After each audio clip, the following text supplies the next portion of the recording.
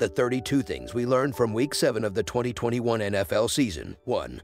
Another valiant effort by the Detroit Lions, who hung tough against the Los Angeles Rams and ex-Lions QB Matthew Stafford before succumbing 28-19. Detroit led after 3 quarters, recovering an onside kick and successfully executing a pair of fake punts. But it was all for naught, Stafford continuing to resemble an MVP in his new threads, while former Rams QB Jared Goff threw a killer interception to former teammate Jalen Ramsey in the end. 2.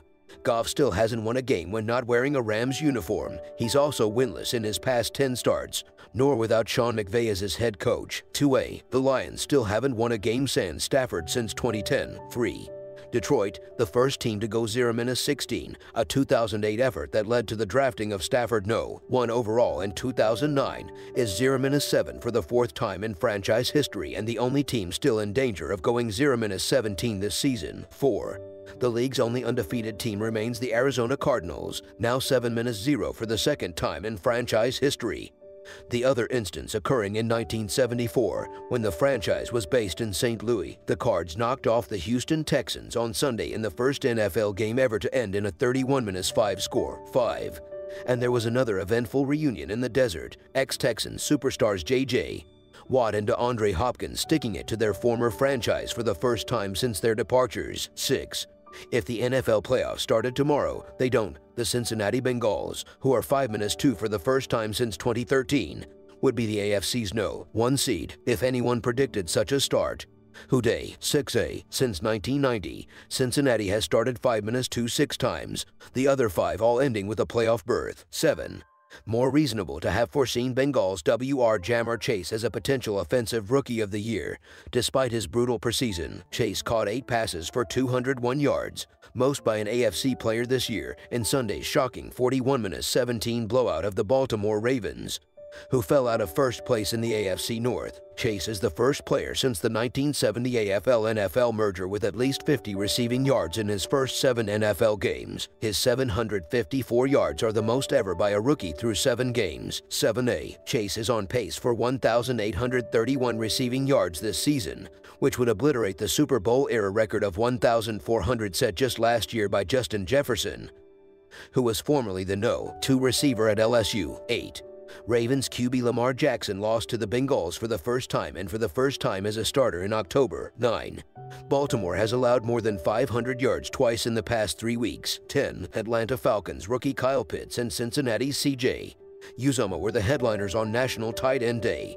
Shout-out, 2, to Zach Ertz, who played well in his Cardinals debut. 11. Bummer not to see the San Francisco 49ers George Kittle on a holiday he created. TB12. Meanwhile, in Tampa Bay, Tom Brady became the first quarterback in NFL history to throw 600 regular season TD passes in a 38-3 rout of the Chicago Bears. No big deal. 13. Tampa Bay Buccaneers WR Mike Evans caught Brady's milestone TD strike but absent-mindedly tossed it into the stands. The Bucs equipment staff eventually recovered the keepsake pigskin. 14. However, Brady's most important completion Sunday occurred when he gifted a Bucs hat to a young fan in the stands who had a sign signaling the quarterback helped him beat brain cancer. Indeed. Pretty cool. 15. Nice day, too, for the Tampa Bay defense, which had 5 takeaways, 4 sacks, and surrendered just the 3 points to Chicago, worthy of being celebratory. 16. The top 5 teams in the NFC have a combined 4 losses, none with 2. Gonna be a dogfight to get that No. 1 playoff seed. 17. QB Derek Carr completed 31 of 34 passes Sunday,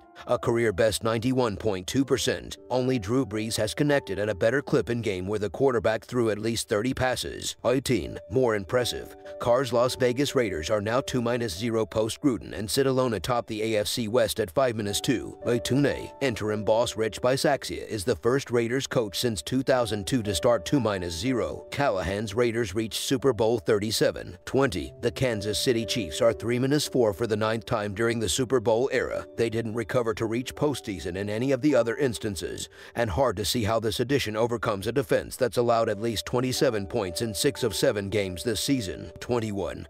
Chiefs QB Patrick Mahomes has to be wondering which way is up, especially after he got folded like a lawn chair while getting knocked out of Sunday's 27-3 loss to the Tennessee Titans. The 2018 MVP has now thrown an interception in 6 straight games for the first time in his career, and also experienced his first 27-point deficit in the NFL. 21A, Mahomes, who entered Week 7 with an NFL-high 18 TD passes, was shut out through the air for the 4th time in his career and first in the past 32 regular season games. 22. Meanwhile, the Titans look legit, proving they can win convincingly even when MVP candidate Derrick Henry has a relatively quiet day, though King Henry did throw his first NFL TD pass Sunday. 23. Finally, the Green Bay Packers have a legit alternate throwback uniform. 24. Second-year Miami Dolphins QB Tua Tagovailoa now has 7 INTs in his last 5 starts. He had 2 in his first 9 NFL appearances, including 2 Sunday as his team continued its death spiral to 1-6. Tagovailoa did have a career-best 4 TD passes in Sunday's loss to the Falcons, but don't expect those Deshaun Watson rumors to dissipate until the NOV.